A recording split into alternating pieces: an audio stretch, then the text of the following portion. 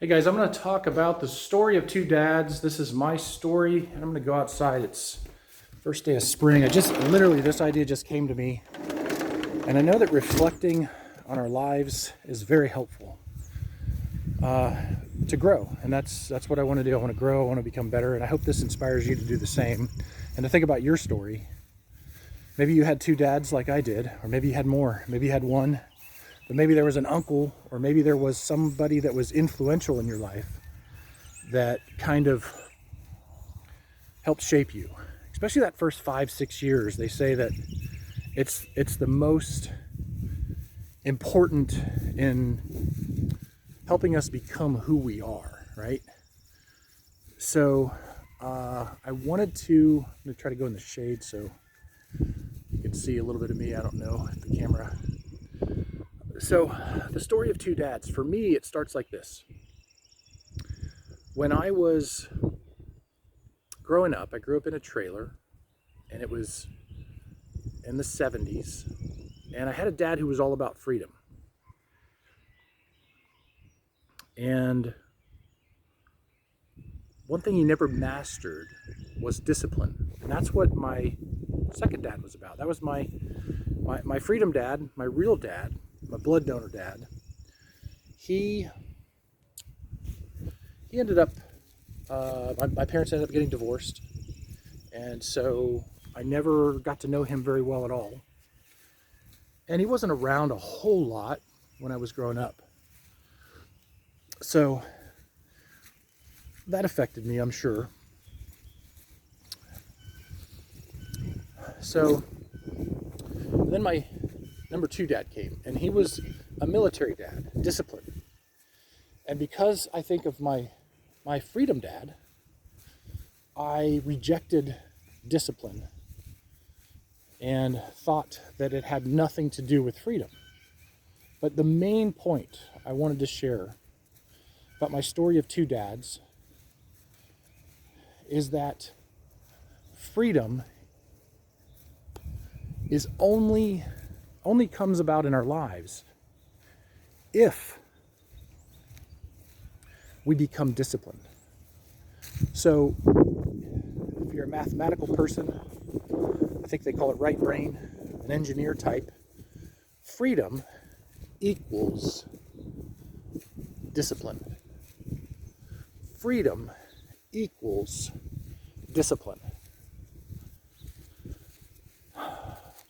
Freedom equals discipline.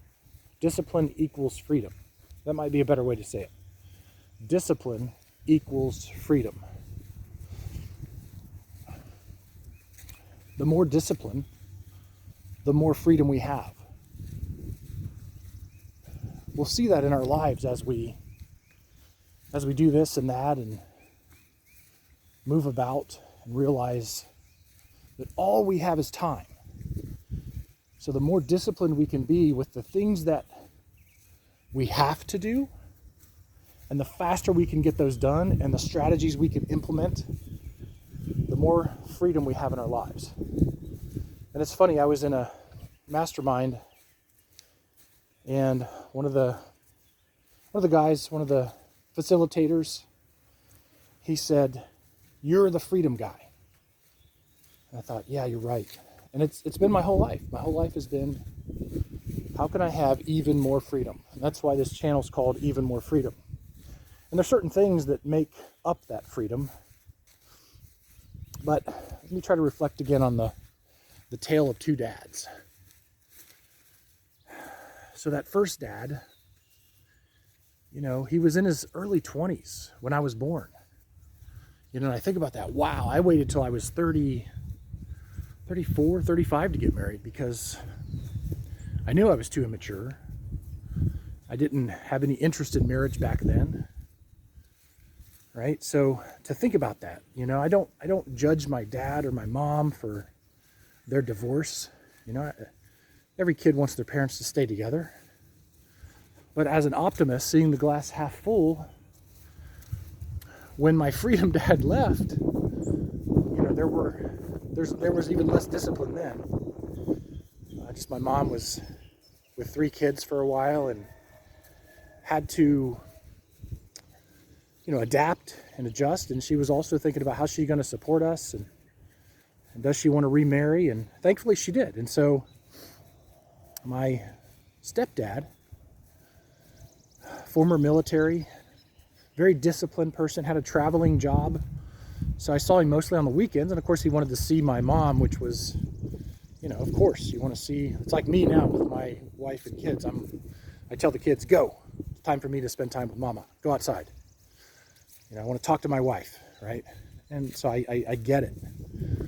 They got married. Their relationship comes first. Before the kids anyway. Hopefully the relationship, hopefully you got to have Christ in the center of your relationship, or it's not going to be great. It's just not going to be great. I remember sitting across from an old couple at like a Bob Evans, and they had nothing to talk about. They were just sitting there quietly eating, and looked frowns on their faces. They appeared to be staying married because they felt it was the thing to do, but very few words exchanged. And I'll always remember that. And I thought, wow, I don't want that to be that way with me and my wife, whenever I get married. So we read the Bible together. We read books and share about the books we're reading. We throw frisbee together. We're about to start doing pickleball, and we run together and walk together. So I'm trying to, we have to make an effort to keep the relationships that we want. Make a serious effort. It's kind of a no-brainer, but we often don't do that. We forget. And it's so important that we make that effort, to get to the point where we have much in common, enough in common that we can always strike up a conversation with the one we love. I mean, think about it. Think about all the, ow, shoot, I'm sorry. Stepped on a bee or a twig. Ouch. I don't think I was stung. But anyway, it's part of the spring when all the squirrels have the nuts and the twigs and the wind blows them down, and I'm walking barefoot for a purpose. It feels great, except for that moment. If you haven't looked into grounding, the earth has a certain charge and we have a certain charge. Like when we walk across carpet and we shock someone, we're carrying an electrical charge, right? So you scuff your feet across the carpet, and then you touch someone. We used to do it as a joke as kids, and shock someone. It's because we are water and electricity, which is fascinating, right? We're made of water and we have an electrical charge. Well, the earth is the same, but it's the opposite charge that we need. So as an opposite charge that we need, the more we can walk barefoot. You remember the story of the tree huggers, growing up, tree hugger, right? It's kind of funny. There's truth in everything. And the more that we can dig deep, the more that we have freedom to dig deep. That's the key, right? That's the key. Fortunately, we have now all these great media sources, and we can find the answers to anything that we want to know, if we want to change, if we want to learn, if we want to grow. So anyway, I didn't want this to go on forever, but the story of two dads is how I started. I'll try to finish it with that. Take the best of the people that were in your life, back then and today. Seek out the people that are where you want to be. You want to be happily married? Seek out someone who's happily married at 70, 75, 80. Seek out that person, right? And study them. If they wrote a book, get their book. If it's just somebody that you know, then take them to lunch. Ask them about their story. There's many people that I want to do that with. I'm giving myself this advice because I really want to do this. take these older people out and ask them all the tough questions.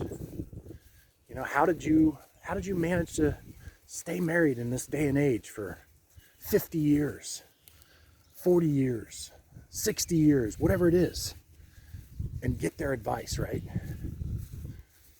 And heck, if I do this and I can get their advice and get them to put it on camera, that'll benefit the whole world, and I'll get to watch it over and over again. That's what this is about, this channel. It's about sharing whatever I've learned, learning from you, whatever you can share in the comments. So like and subscribe, leave a comment, recommend a book in the comments of someone who has successfully been married for 70 years, 60 years, 50 years, 40 years. You know, it's one of the important things in life, right? We share. It's selfish for us to just gather, and then never share. So this channel is about my attempt to share more. And especially for my kids, you know, anything on here, I think to myself, do I want my kids to see this in today, in 5 years, in 10 years, in 20 years? So for the most part, it's always going to have I'm not a cusser anyway, but I don't judge anyone who does. I certainly did in the past. But when you get married and you have kids and you start reading the Word, you know, you start to only try to speak the things in life that you want. The power of death and life is in the tongue, Proverbs says. And as we think in our hearts, so we become. As we think in our hearts, so we become. Those two scriptures are two of the most powerful for me. The power of death and life is in the tongue. So for me, I really want to speak life so that I can build myself up and build my family up and those around me. I don't know if you can hear me because there's quite a bit of wind just picked up, but so I'll get a little closer here. But speaking life. And as we think in our hearts, so we become. So to try to hold every thought captive to Christ is what the Bible says. So we want to, when we have a thought that's not positive or where we want to go, we've got to chase that out and get rid of it. Anyway, guys, would love to hear your comments, like and subscribe. Thanks.